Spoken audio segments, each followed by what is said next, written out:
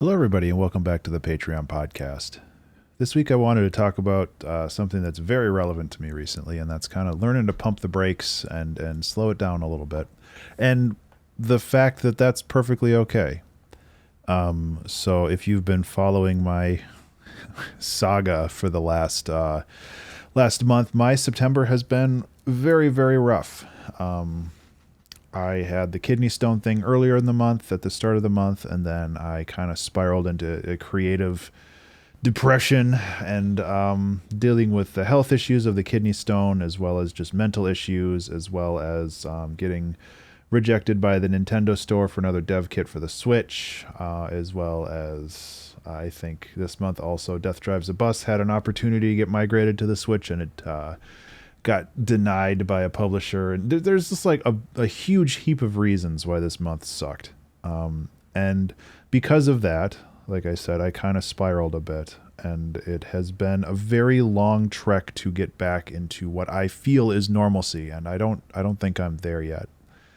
But one thing that I have learned from this is that it's okay to slow down a little bit. It's given me some perspective on how I should approach this kind of stuff in the future, because I know that I have been incredibly aggressive when it comes to how I kind of approach my creative process and how I want to do things. Like, I'm always running on something. I always have something going on, and that's great. But when things start to slip off the rails a little bit, like you have to also understand that sometimes things just don't work out, and you have to be okay with that. And I've found that if I'm not able to fulfill all the things that I expect myself to fulfill, I get really, what's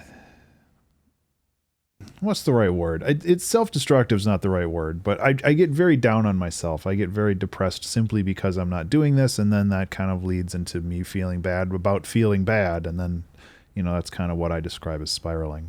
And I have learned that, maybe I should lower that threshold for what I consider to be good enough. And really, in the past, that threshold was the 2 hour track challenge, doing these podcasts every week, doing a sample pack every month and another sample pack in the middle of the month, as well as all of the other commissioned projects that I have working on. And I think what I want to do in the future, and this is kind of planning towards 2022 a little bit, I want to take a step away from the sample packs and focus more on making music and making games. And it's not that the sample packs took a lot of effort to do. I mean, there's many occasions where I sit down at the beginning of the day, and at the end of the day, the pack is done. But it's just that mental overhead of having to plan for the pack, having to figure out when I have time to record it, making sure the cats aren't making noise while I'm recording it. And it's just editing and all that other stuff. Like, there's this huge amount of mental overhead when it comes with making the sample packs. And I just kind of want that to be over with for a while. That, and I don't really have many ideas on what to make for packs anymore. I think that as far as that experiment went, that's about as far as it's going to go. And that's okay. I built a great audience on Gumroad, and hopefully, people will stick around on the mailing list, even though I'm not giving them free stuff every month. And when I do have something to share and to give out, like, that mailing list will still be there. But I'm getting sidetracked, and I apologize. I really want to find a better way to understand how to approach this stuff in the future. And I think my expectations were just a little too high. In the future, I want to make sure that I do a 2 hour track challenge every week, which is scheduled and locked in and ready to go. And I want to do the Patreon podcast every week. And I usually record these in batches. I am recording this on the 30th, so I'm a little late to the party on this one, but I want to keep that minimal, because those two things are the most important to me. And they're also, thankfully, some of the easier ones to maintain over time, because the 2 hour track challenge is like 3 hours a week. And this is, 15 minutes, 20 minutes a week, depending on how long the recording is. And that's good enough for me. So I think that I'm kind of learning this lesson today, and I want to pass this knowledge on to you when it comes to just how to approach this stuff. And I think that finding your minimum is good. It's really worthwhile. And I think it's not even finding that, but it's also becoming comfortable and just being aware and like being okay with falling behind sometimes. Because I can't imagine I'm the only one that's hard on myself when it comes to having unreasonable goals. And I want to make sure that nobody else ends up beating themselves up over, when you get sick, sometimes you fall behind and it really sucks. Like I feel like I have a 2-week backlog of things that I just haven't done this month. I'm working on an audio book that's gone way over time. I have some songs and remixes that I want to put out there. Like the Skypiercer remix album comes out tomorrow, and I have not done any marketing for it because I just have not had the energy. And all of that, is a problem. But having said that, I'm also more energized to actually work on it now. I feel that if I was in like 2 weeks ago when I was in this throes of depression or whatever, it's just, I couldn't sit down and actually make anything happen. And as much as I tried, I just could not make any forward progress. And that's like the 2-hour track challenge a couple weeks ago, that one of those days came from that, because it was just like I had one of those days where everything I tried to do failed.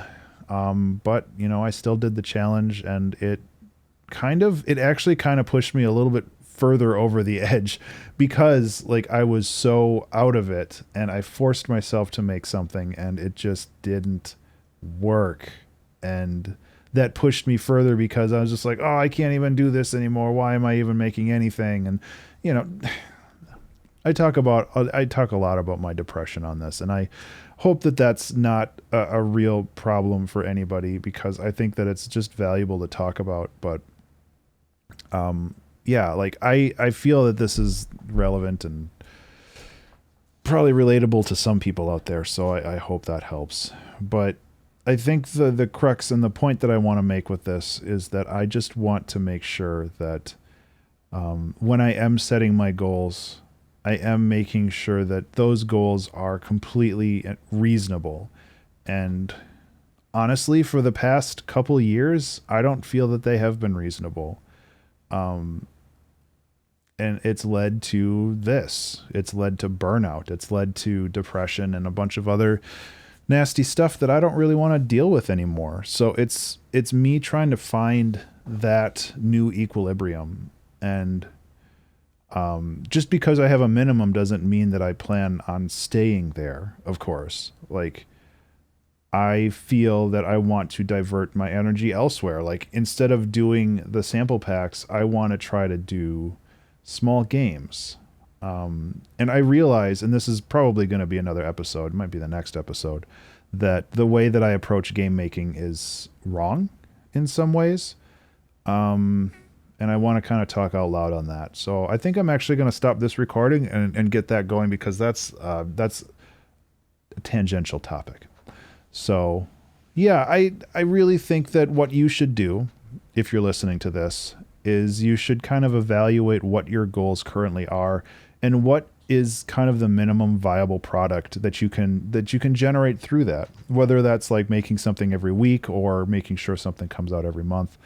I think that it's just really important to be aware of what you what like is the baseline, and make that humane for yourself, because it's really easy to just fall off the wagon. And when you do that, you need to know like the minimum that you can do to keep the engine running, to keep things moving. And in the past, I have not done that. Like it's 4:00 on Thursday, and I need to release a sample pack tomorrow, and I have not started anything. And that fills me with dread. So most likely tonight and early tomorrow morning, I'm going to finish that. And hopefully that'll be the end of that for now. But yeah, I hope that you have a fantastic rest of the week, and thank you so much for being a Patreon supporter. I really do appreciate it. I worry about the episodes like this where it feels a little bit more like I'm whining about stuff, but I also think that this is important information, and I want people to kind of get a glimpse inside my head when it comes to this stuff, because I know I'm not alone, and if I can help other people with this kind of experience, I definitely want to. So yeah, thank you so much for listening, and thank you for being a Patreon supporter. I genuinely do appreciate it. I hope you have a fantastic weekend, and I will talk to you next time. Be remarkable.